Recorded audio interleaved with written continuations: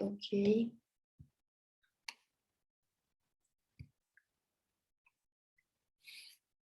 Listo. Entonces, esta es la tutoría de trastornos del sueño 1. Entonces, vamos a ver primero la fisiología del sueño, después los cambios en el adulto mayor y principalmente lo que es la tutoría, la clasificación de los trastornos del sueño.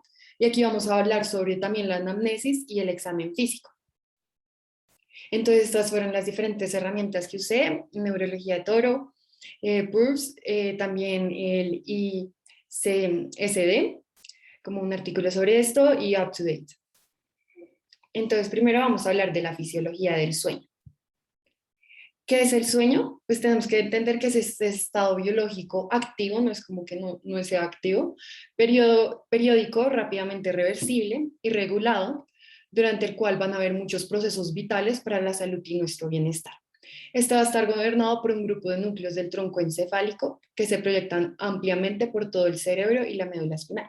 Ya vamos a entender un poco esto. Algunas funciones del sueño van a ser esa recuperación funcional y energética, la liberación de la hormona de crecimiento, la consolidación de la memoria y el aprendizaje, la maduración cerebral, digamos, por eso en los recién nacidos vemos como mucho sueño, el aumento de la funcionalidad del sistema inmune, entre otros, digamos, también con el ritmo circadiano vamos a ver como la secreción de ciertas hormonas. Entonces va a ser realmente muy importante. Pero resulta que pues hay una gran prevalencia de trastornos del sueño. Entonces, entre los estudios que se han hecho, digamos, acá en Colombia, aunque se han hecho muy pocos, se ha visto que hasta 59% de los colombianos padece de problemas a la hora de dormir. ¿Ok? Entonces, ¿cómo funciona el sueño? El sueño va a estar modulado por influencias homeostáticas y efectos circadianos asociados a las 24 horas. Entonces, ¿cómo funciona este sueño? El inicio del mantenimiento va a ser gracias a la supresión de la actividad del sistema activador reticular ascendente, el SARA. ¿Sí? Cuando este está activado, van a haber como dos tipos de fibras que van a permitir que este funcione. Entonces, las neuronas colinérgicas y monominérgicas, donde están pues noradrenérgicas, serotoninérgicas, dopaminérgicas y histaminérgicas. Esto es importante, pues no tan importante que lo sepan, pero como para entender después en la siguiente tutoría que vamos a tener mañana cómo van a funcionar los medicamentos. ¿Ok? Entonces van a tener proyecciones del tronco a la corteza, lo que decíamos, y así nos van a mantener como activos, como despiertos y atentos a las situaciones que pasan a nuestro alrededor. Y también vamos a tener las neuronas pues, del área hipotalámica lateral, donde vamos a tener orexina y hipocretina, que son otros neurotransmisores, que van a modular estas neuronas monaminérgicas. Entonces también nos van a mantener como activos. ¿Ok?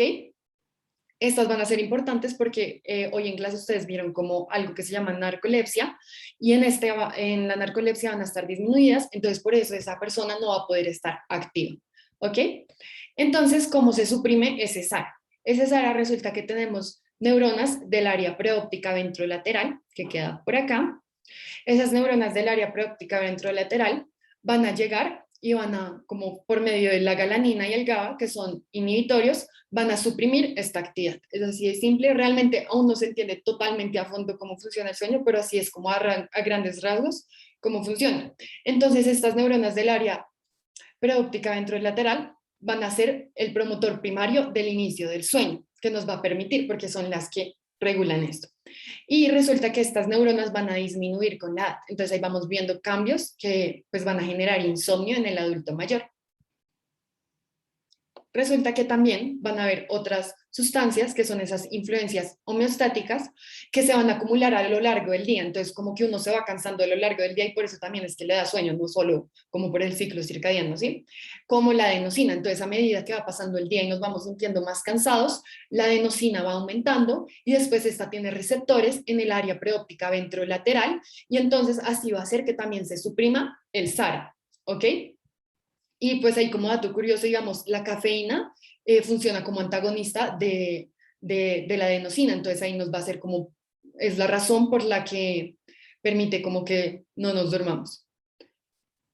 Pero resulta que con la edad van a disminuir esos receptores de adenosina, entonces aún peor, como más insomnio en los adultos mayores. Ok. Y entonces también hablábamos de los efectos circadianos. Resulta que esa área preóptica o ventrolateral también va a estar relacionada con el núcleo supraquiasmático.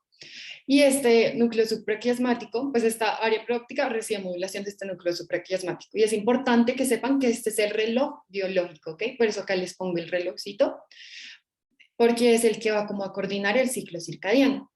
¿Y por dónde se coordina? Por el tracto retino hipotalámico. Entonces llega la luz a nuestros ojos, están las células ganglionares de la retina, mandan ese impulso al núcleo supraquiasmático, como lo vemos acá. Este lo manda al núcleo paraventricular, pues manda como esa señal baja y vuelve a subir hasta llegar a la glándula pineal. Acá tenemos a la glándula pineal, la cual va a ser importante porque produce la melatonina, que pues ya la han escuchado varias veces. Y entonces esta melatonina se secreta en la sangre y llega al núcleo supraquiasmático otra vez y modula ese ciclo circadiano y le dice, oiga, como es hora de dormir. Y en los ancianos vamos a ver que la glándula pineal produce menos melatonina, ya sea por medicamentos que estén modulando esto o por la calcificación de la glándula pineal. Entonces acá vemos como a medida que va como disminuyendo la luz y como llegando la noche va aumentando esa melatonina, tiene su pico como a las 2 de la mañana y después empieza a ver como luz y esta disminuye. Ahora vamos a hablar de los estadios del sueño. Entonces nosotros tenemos el no REM y el REM, ¿cierto? Entonces acá tenemos el REM y todos estos son no REM. En el no REM tenemos 4 fases, 1, 2, 3 y 4. Entonces lo que pasa es que nosotros empezamos a entrar en el sueño, primero fase 1, fase 2, fase 3 y 4, que algunas veces la agrupan en 3 como en una. Después sales a no REM y vuelve el ciclo. Y así sucesivamente a lo largo de la noche. Al principio vamos a tener más que todo sueño no REM, o sea, ese sueño profundo, y a medida que va pasando la noche va aumentando un poco más el sueño REM, ¿ok? Que es el de movimientos oculares rápidos. Entonces vamos a hablar de cada una de las fases. En el no REM vamos a tener como un cerebro inactivo, no es que esté inactivo, solo que no presenta tanta actividad como el REM, y un cuerpo activo, porque sí vamos a tener tono, ¿ok? Y este va a ser el 80% del total de nuestro sueño. Primero tenemos a la fase 1, donde vamos a ver ondas teta. Entonces cada vez a medida que va pasando como la noche, va disminuyendo la frecuencia y va aumentando, la frecuencia es como así y la amplitud es como lo larguito, ¿okay? Y va disminuyendo la amplitud, digo, la frecuencia. Y entonces vamos a ver que empieza a disminuir la frecuencia cardíaca, la frecuencia respiratoria, la presión arterial, el índice metabólico y la temperatura a medida que va pasando la noche. Y esta fase 1 es como la somnolencia, apenas dura como un 5%, es cuando te estás empezando a quedar dormido. Podemos ver también movimientos oculares lentos, pues se ve un poco. Y pues esa disminución del tono. En la fase 2 vamos a ver principalmente pues,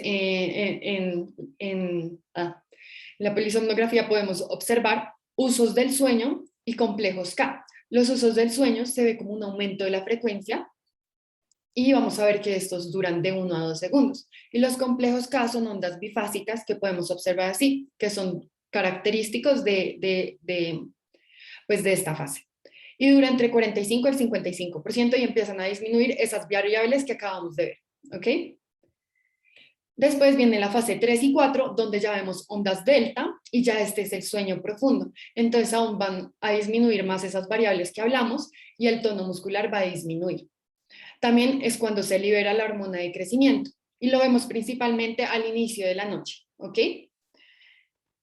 Y ahora vamos a hablar del sueño REM. El sueño REM pues también es muy importante y vamos a ver un cerebro como casi totalmente activo, como si estuviera en la vigilia. Por eso también se la llama sueño paradójico, ¿ok?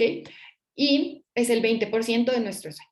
Y vemos ondas beta como cuando estuviéramos despiertos. Entonces, asimila eso. Vamos a ver una atonía muscular, entonces no vamos a ver tono, excepto pues de los respiratorios, del oído medio, oculares, pues porque tenemos esos movimientos oculares rápido y pues cardíacos. En este sueño no es como que no tengamos sueños a lo largo de la noche, en toda la noche, sino que aquí vamos a tener sueños como más vívidos, entonces vamos a recordar mejor los sueños, porque ciertas otras estructuras se van como a activar y los vamos a poder recordar aún mejor. Y también va a ser importante porque se va a dar la consolidación de la memoria y el aprendizaje. Y este va a ser como alargarse a lo largo de la noche, por eso es que uno tiene que como cumplir su ciclo de 8 horas, porque pues mientras vas pasando el ciclo estás permitiendo que se dé más el sueño REM y se estén como regulando los otros ciclos, digo las otras fases. Entonces estás permitiendo como que se dé la consolidación de la memoria y el aprendizaje.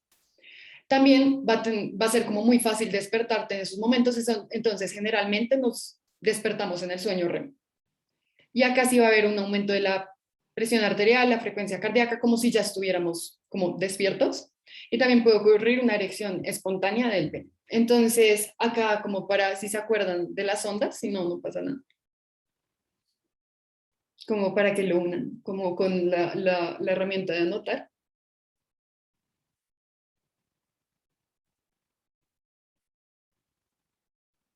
Ok, no importa. Entonces, en el... ok, ok, sí. Muy bien. Ya me pareció súper bien.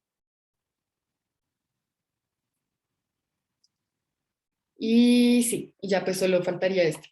Entonces, súper bien. En el estadio 3 y 4 pues serían, pues primero entonces, estadio uno las teta, 2 usos del sueño y complejos K, 3 y 4 delta y REM, como si estuviéramos despiertos otra vez, entonces más chiquiticas. Ahora los cambios en el adulto mayor. Entonces, los cambios macroestructurales no es como que se los tengan que aprender así, pero así es como generalmente en los artículos aparecen. Pues resulta que los cambios macroestructurales son de la duración del sueño y los estadios. Entonces se adelanta el inicio del sueño y del despertar. También hay una reducción del sueño profundo que va a ser muy importante, pero aumenta el sueño ligero, pues como en proporción, ¿ok? Pero el sueño profundo como que es el que nos deja como más, como recuperarnos. También aumenta el tiempo de latencia, que es ese inicio del sueño, entonces se demoran más en quedarse dormidos. También aumenta la fragmentación del sueño, hay macro y micro despertares. Hay un sueño más frágil, se pueden despertar mucho más fácil con cualquier estímulo. Hay aumento del tiempo despierto en la noche, vemos menos ciclos, aumentan las siestas diurnas y disminuye el tiempo total del sueño. ¿Ok? Entonces acá vemos como digamos en el adulto mayor hay más despertares, como estos piquitos, y pues en general vamos a tener un sueño como más ligero, como una peor calidad del sueño. Y los cambios microestructurales, principalmente que disminuye la actividad de las ondas lentas, o sea, de ese sueño profundo, la fase 3 y 4. Bueno, estas gráficas en resumen muestran eso. Y también disminuye el rango de frecuencias de los usos del sueño. Ahora sí, ya entrando con materia de la clasificación, vamos hablar que hay diferentes clasificaciones. Está la clasificación, la del ICSD, como la internacional. Está también la del DSM-5. También en clase les mostraron la clasificación del doctor Palacios. Sin embargo, como la internacional es la que más se usa, entonces nos vamos a guiar principalmente por esta, pero igualmente aquí mismo vamos a hablar de los mismos criterios, pero pues acá les dejo como los clasifica el doctor Palacios, de origen primario y de origen secundario, pero pues no es como que se lo tengan que aprender exactamente así, sino saber cómo de qué se trata cada síndrome. Entonces aquí otra preguntita que les voy a hacer con esto. Ay, ¿ya les salió como en la encuesta? Creo que no.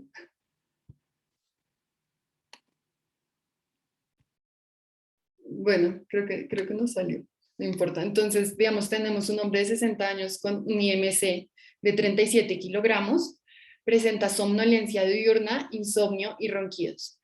¿En qué sospecharíamos? Como que les han hablado en clases.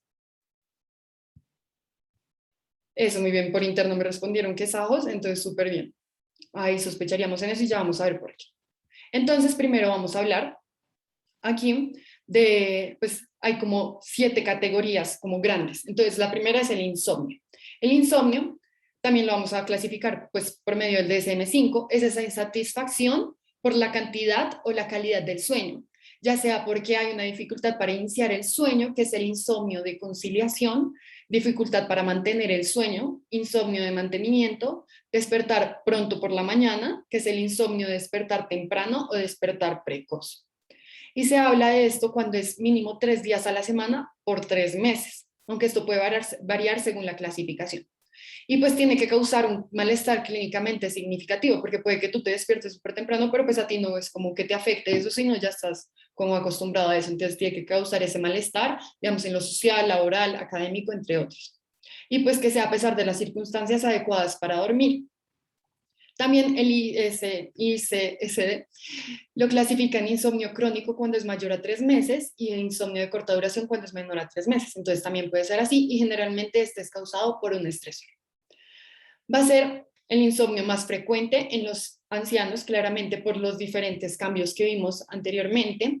Y la principal etiología va a ser por los trastornos afectivos. Eso es importante y como que para el doctor es súper importante eso, entonces sí. Y la causa también puede ser multifactorial, ya sea por medidas de higiene del sueño, por la jubilación, por la jubilación, por muerte de cónyuge y por diferentes factores que pueden afectar al adulto mayor. Entonces aquí vamos a hablar un poco de la anamnesis y del examen físico en el insomnio. Entonces es más frecuente en mujeres, aunque muy poco, pero pues sí es más frecuente en mujeres. Va a ser importante en la anamnesis preguntarle esas medidas de higiene del sueño que tiene nuestro paciente. Digamos, si usa la cama solo para dormir, si el ambiente es adecuado, que la última comida sea ligera, si digamos toma líquidos en abundancia antes de ir a dormir, o si consume bebidas estimulantes, pues con alto contenido estimulante antes de ir a dormir, o si consume alcohol, tiene televisión en el cuarto, usa el celular antes como de dormir, entre otros. Entonces va a ser importante en nuestra análisis preguntar todas esas medidas de higiene del sueño. También esos factores estresantes que puedan contribuir, digamos, el nivel socioeconómico, el trabajo, diferentes factores, las comorbilidades, porque pueden causar insomnio. Acá vemos todos los diferentes como factores contribuyentes que pueden generar insomnio, digamos, la depresión, ansiedad, EPOC, el dolor, enfermedades cardiovasculares como insuficiencia cardíaca, entre otras. También medicamentos como broncodilatadores, antidepresivos, beta-agonistas, entre otros. Y pues el alcohol y el cigarrillo. Y va a ser importante también hacer un diario del sueño con nuestros pacientes porque nos va a dar la pista de la causa y de los factores contribuyentes para que después nosotros sepamos dónde impactar y dónde, cómo actuar con el paciente. Acá está como el diario del sueño, un ejemplo de diario de sueño que le podemos hacer a nuestro paciente en el que él vaya escribiendo todos los días y después no lo traiga como a consulta para poder preguntarle, digamos, a qué horas durmió, cuánto durmió, qué hizo antes de dormir, qué hizo hoy, tal cosa. En el examen físico, pues puede ser generalmente normal en los pacientes con insomnio, podemos ver que pueden no tener algo más, pues excepto en el adulto mayor que pues sí puede tener más comorbilidades. Sin embargo, muchas veces se ha visto presencia de hipertensión, entonces evaluar bien los signos vitales, diferentes comorbilidades, digamos como insuficiencia cardíaca, entonces ver edemas en miembros inferiores o digamos hacer un examen mental para ver si hay presencia de demencia, ver signos de hipotiroidismo o EPOC, entre otros, como entre todas las causas que vimos. Ya vamos a pasar con el segundo grupo de trastornos del sueño, que son las alteraciones del sueño asociadas a trastornos respiratorios. Entonces tenemos el SAOS, que es muy importante porque es de gran prevalencia, entonces el síndrome de apnea y hipopnea obstructiva del sueño, que son esos episodios de obstrucción que causan apneas recurrentes y su causa es debido al exceso de tejido adiposo, digamos, en la zona del cuello, hipertrofia de amígdalas, anomalías craniofaciales como la micrognatia, digamos, si tenemos un Malapati 3 o 4 que lo vimos en la anterior tutoría. Y en el adulto mayor vamos a ver mayor prevalencia por ese aumento del tejido adiposo, también por como esa hipotonía, pues como disminución del tono muscular que puede generar que pues se obstruya nuestra vía aérea, entonces vamos a ver mayor prevalencia. Hay unos criterios diagnósticos para el SAOS que tenemos aquí presente. Entonces, el primer criterio es que en la polisomnografía vemos al menos 5 apneas o hipopneas obstructivas por hora de sueño y alguno de los siguientes, ya sea, digamos, somnolencia diurna, que la podemos evaluar con la escala de somnolencia de Epworth, en la cual esta va a ser como importante. Entonces le vamos a preguntar a nuestro paciente cómo se siente en diferentes situaciones. Entonces, 0 es que nunca se quedaría, digamos, dormido sentado leyendo. 1 es que hay ligera probabilidad de que cuando está sentado leyendo se quede dormido. 2 es moderada probabilidad y 3 es gran probabilidad en cada una de las situaciones. Y si vemos una puntuación más de 11, nos sugiere que puede tener un trastorno del sueño, digamos, como el síndrome de apnea-hipopnea. Entonces, esa polisomnografía va a ser como el gol estándar para este síndrome.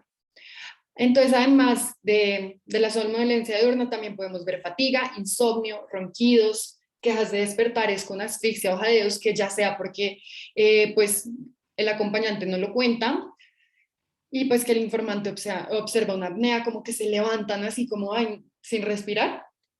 También puede tener hipertensión, enfermedad coronaria, fibrilación auricular, insuficiencia cardíaca congestiva, SB, diabetes mellitus, disfunción cognitiva, alteración del estado de ánimo. Entonces, polisomnografía con apneas y alguno de todos estos, ¿ok? Y si, digamos, no tiene eso, pero no tiene ninguno de estos síntomas o enfermedades, pero en la polisomnografía tiene más de 15 apneas o hipopneas obstructivas por hora de sueño, no importan los síntomas, tienes SAOS, ¿ok? Entonces va a ser importante, digamos, cada vez que dan esa A y esa E es como para evaluar en la anamnesis y el examen físico. Digamos, acá en el examen físico también evaluar Mallampati y la escala de Friedman, que la observamos que realmente son muy parecidas y pues explicamos en la anterior tutoría, pero igual ahí les dejo como las imágenes por si la quieren volver a repasar. Y además en esa polisomnografía podemos evaluar el índice de apnea y hipopnea, que es el número de apneas por hora, para ver si es un SAOS leve, moderado o grave. Según el DSM-5, leve es menor a 15, moderado es de 15 a 30 y grave es más de 30. Además, vamos a tener un cuestionario que es una herramienta para evaluar el riesgo de que esta persona tenga SAOS y pues va a ser como muy importante esta herramienta porque es muy fácil de usar y pues uno como médico general sí se la debería como saber. Entonces, entonces vamos a preguntar, se llama Stop Bank, entonces es un acrónimo, entonces S de snoring, o sea, de ronquidos, de fatiga, como ese cansancio durante el día, o de que se le observó una apnea, la P de presión arterial alta, la B de el índice de masa corporal, la A es pues el índice de masa corporal mayor a 35, la A es cuando son mayores de 50 años, la N es de la circunferencia del cuello cuando es más de 40 centímetros y la G es de si su género pues es hombre, ¿ok? Y pues tenemos si es de bajo riesgo, intermedio riesgo o alto riesgo. ¿Por qué importa si es hombre? Porque hay mayor prevalencia en los hombres. Digamos, se ha observado que hasta en un 17% de los hombres entre los 50 y 70 años puede presentar este síndrome. En las mujeres, un 9%. ¿Ok? En este grupo de alteraciones del sueño asociados a trastornos respiratorios, tenemos pues todas estas que las hemos estado viendo. Ya vimos el SAOS. Ahora, la apnea central del sueño, la diferencia es que es de origen en el cerebro. Entonces, el cerebro no envía como bien las señales a los músculos que controlan la respiración.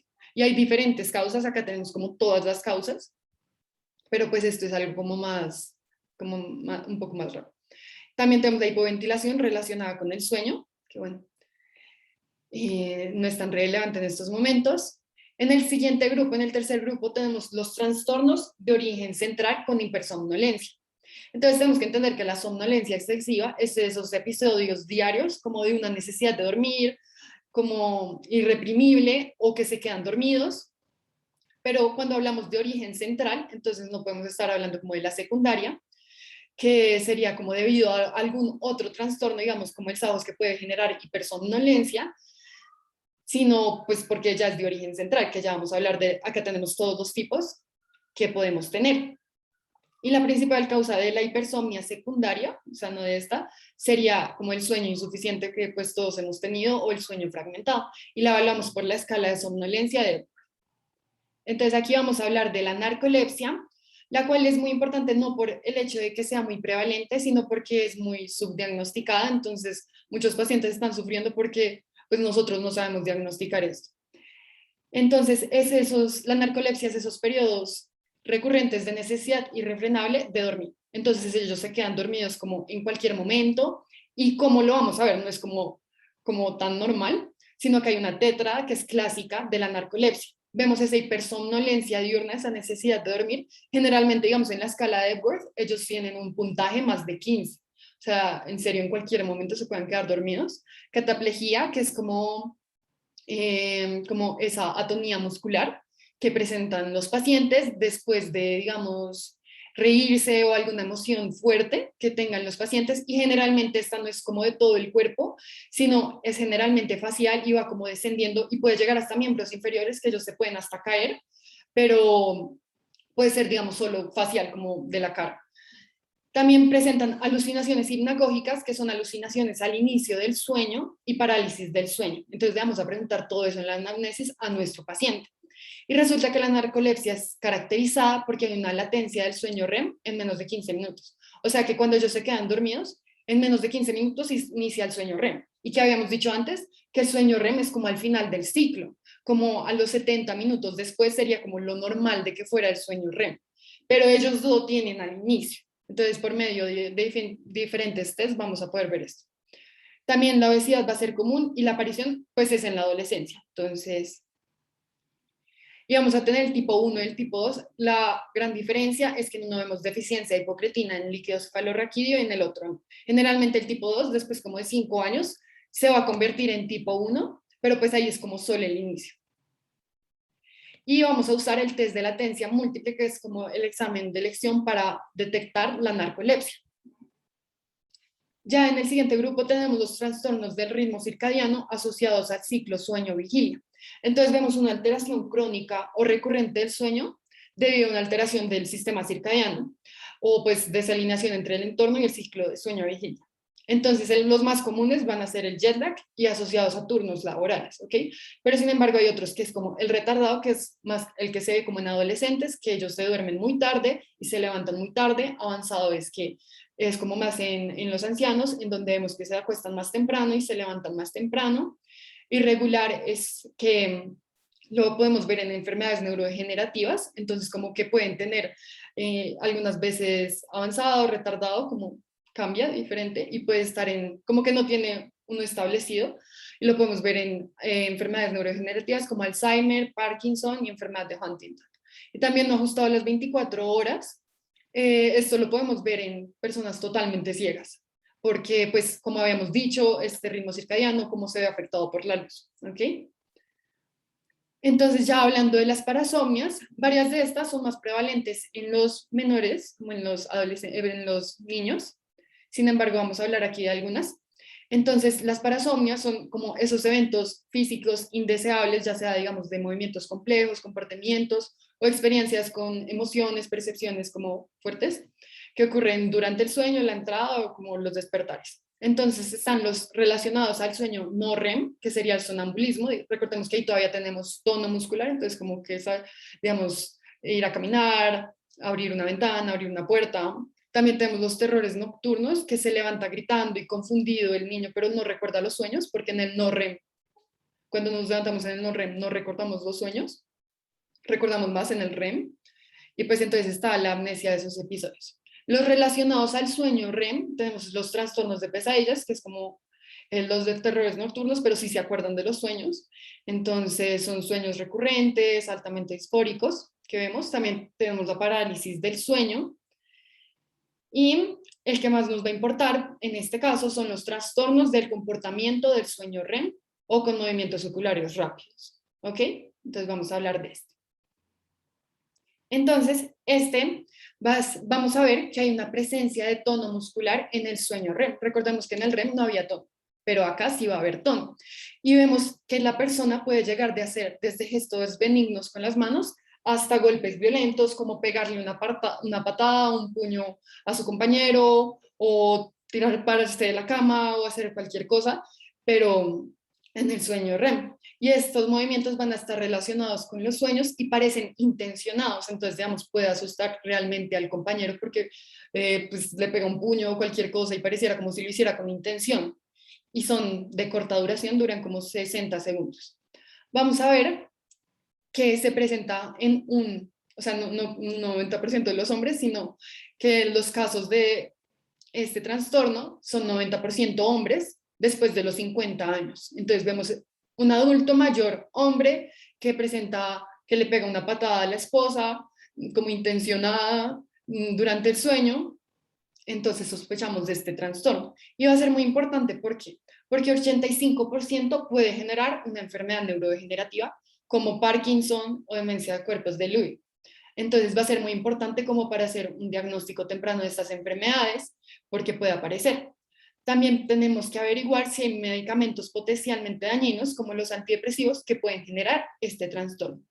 Además, si tenemos un paciente que además presenta anosmia, hipotensión ortostática, estreñimiento crónico y este trastorno, es muy probable que desarrolle enfermedad de Parkinson. Entonces vamos a, digamos, ver en el examen físico, digamos, también hay temblor o rigidez para ver si puede tener enfermedad de Parkinson. ¿Ok?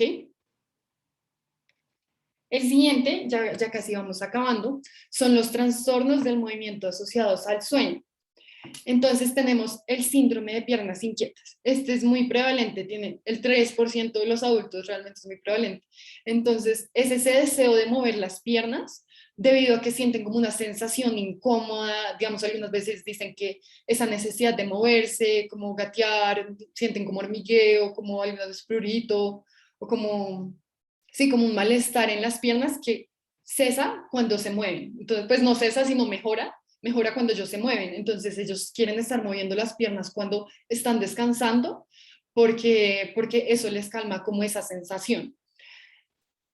Y tiene que haber como un trastorno que es del sueño asociado. Entonces, pues por esto pueden generar insomnio porque como están descansando, pues cuando ya se van a ir a dormir, entonces empieza esta sensación y ellos quieren mover las piernas, quieren mover las piernas, quieren estar parados, quieren hacer algo y no pueden, a final de cuentas, dormirse. Y va a ser más prevalente en las mujeres, ¿ok? Entonces por eso se los puse como así rosadito. Va a ser mucho más frecuente en las mujeres. Ahí también está relacionado con disminución de los niveles de hierro en el sistema nervioso central. También va a ser importante que en la anamnesis preguntemos en los antecedentes familiares si hay como un antecedente familiar de esto, porque hasta 50% de los pacientes presentan algún antecedente familiar de síndrome de piernas inquietas. Y el último trastorno que vamos a hablar, que es de los trastornos de movimientos asociados al sueño, van a ser movimientos periódicos del sueño. Entonces, este va a estar muy relacionado, generalmente no se presenta solo, sino generalmente se presenta con otra, con alguno de los otros trastornos que vimos, ¿ok? Entonces son esos movimientos periódicos, como de movimientos repetitivos, entonces mueve las piernas y las mueve, digamos, puede ser hasta de 10 segundos, puede mover las piernas o pues las extremidades y puede no causar ningún efecto sobre la funcionalidad y la salud del paciente. Entonces toca analizar bien como lo que está pasando. Y vemos que es más en la fase 1 y 2 y aumenta a medida con la edad. Vemos que hasta en un 30-40% de los pacientes, de los adultos mayores, pueden presentar movimientos periódicos del sueño. Y va a estar muy relacionado con el síndrome de piernas inquietas porque hasta un 80% de los que tienen síndromes de piernas inquietas van a presentar movimientos periódicos del sueño. ¿Ok? También va a ser común encontrarlo con SAOS, narcolepsias y demás. Y puede ocasionar pobre calidad del sueño, molestias a la pareja, somnolencia diurna, entre otras. Entonces aquí les dejo como otro quiz para que unan las cosas. Entonces,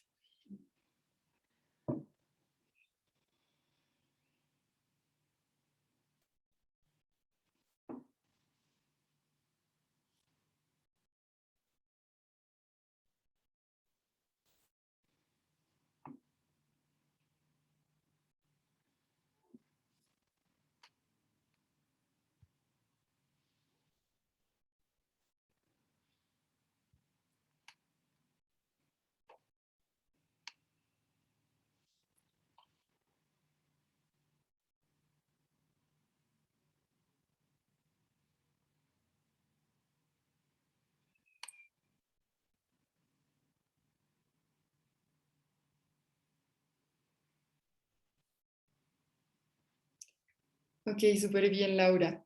Entonces vemos sí que el síndrome de piernas inquietas es esa necesidad de mover las piernas, trastorno de comportamientos del sueño REM, pues esos movimientos que se relacionan con los sueños y que parecen como intencionados, que llega y le pega una patada a un puño y parece como intencionado o se para de la cama, movimientos periódicos del sueño, como esos movimientos repetitivos, no se ven intencionados, sino es como más un movimiento de estar moviendo, digamos, las piernas, y pues el SAOS que creo que ya lo tienen súper claro. Y para volver aquí un momento a la clasificación del doctor, para hablar un poco de los trastornos de origen secundario, podemos hablar de la enfermedad de Parkinson, que como ya bien dijimos, esta puede ser como la causa del trastorno del comportamiento del sueño REM. Entonces, en una fase clínica podemos ver que nuestro paciente hombre mayor de 50 años, o sea, ese adulto mayor, vemos que presenta, pues sí, que le pegó un puño a la esposa mientras dormía o algo así, o hasta se pudo hacer daño a él. Y pues ya en la fase clínica lo que ya vemos claramente, el temblor, rigidez, bradykinesias. Y en cuanto al sueño, pues también podemos observar insomnio y síndrome de piernas inquietas. En la enfermedad de Alzheimer también podemos presentar un insomnio debido a que pueden presentar sueño fragmentado, confusión al despertar, porque pues no recuerdan bien las cosas, aumento del sueño ligero, disminución del sueño profundo y menor sueño REM. ¿Ok?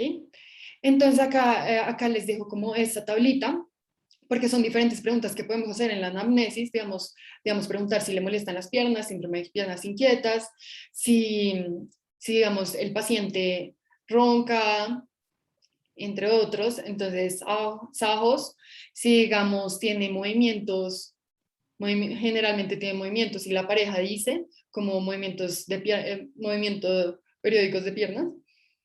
Eh, y acá hay otro algoritmo en el que podemos preguntar, como en la anamnesis, los diferentes trastornos. ¿Ok? Entonces aquí les dejo como ya todas las referencias que usé. Y ahora vamos a hacer un Kahoot con algunas preguntas que creo que les pueden servir.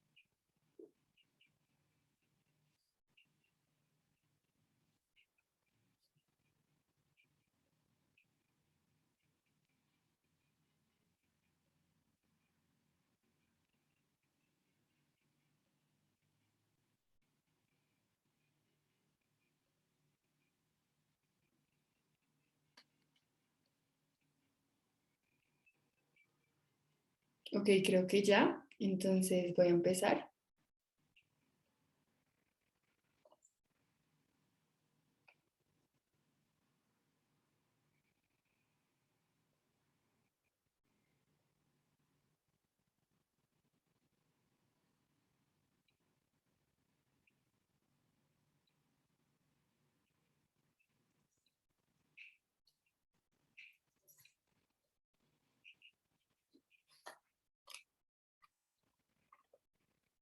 Muy bien, entonces, sí, ¿cuál no es un cambio?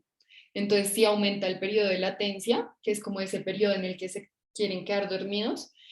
Sí disminuye el sueño profundo, principalmente disminuye el sueño profundo, en cambio aumenta el sueño ligero y por eso ellos no duermen como tan bien, no tienen una buena calidad del sueño. Muy bien.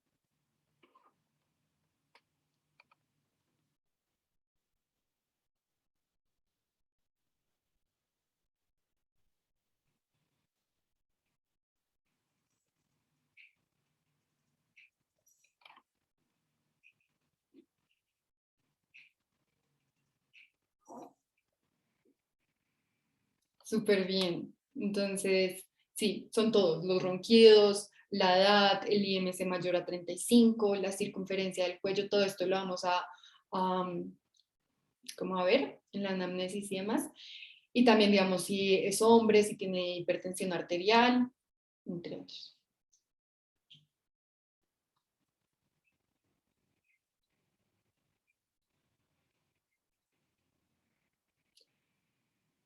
Recordemos que el núcleo supraquiasmático es el reloj biológico, ¿ok? Es súper importante saber eso, que es que controla todo nuestro ciclo circadiano.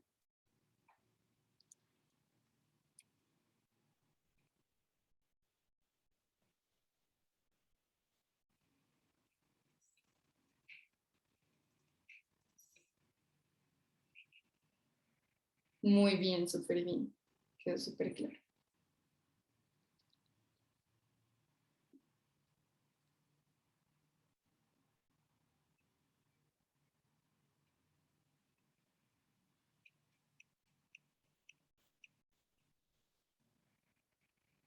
Listo, sí, entonces son los usos del sueño y los complejos K. Las ondas beta son más de pues, la vigilia y el REM, y las teta pues de la fase 1.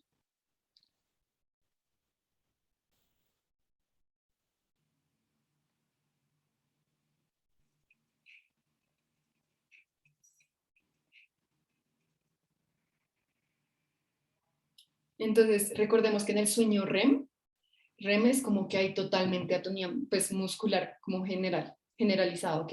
Pues excepto en los músculos como que necesitamos para poder respirar, la frecuencia cardíaca y demás.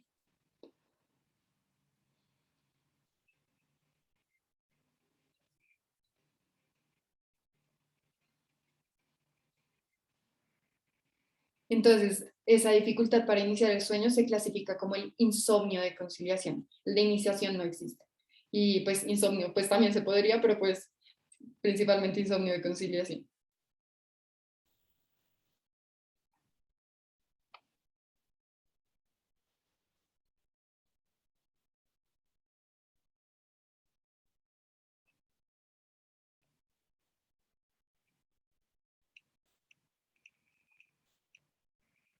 Súper bien, si esta voz leve porque es menor, pues si se diagnostica porque es más de 5 apneas por hora y además presenta somnolencia diurna, que era uno de los síntomas que podría presentar nuestro paciente.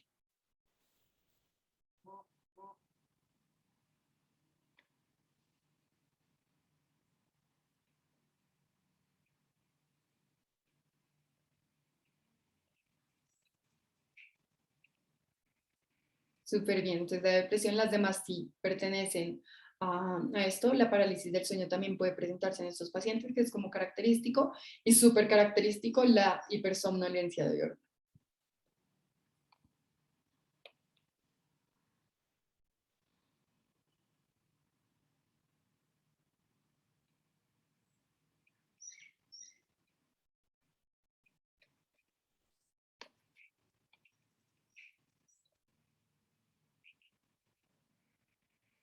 Muy bien, súper bien. Trastorno de comportamiento con movimientos oculares rápidos, que es el mismo trastorno de comportamiento del sueño REM, ¿ok?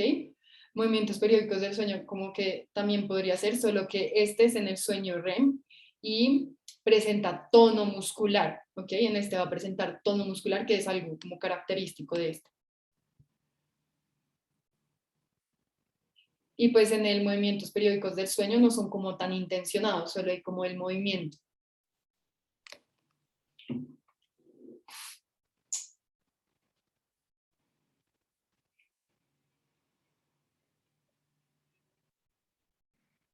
Súper bien.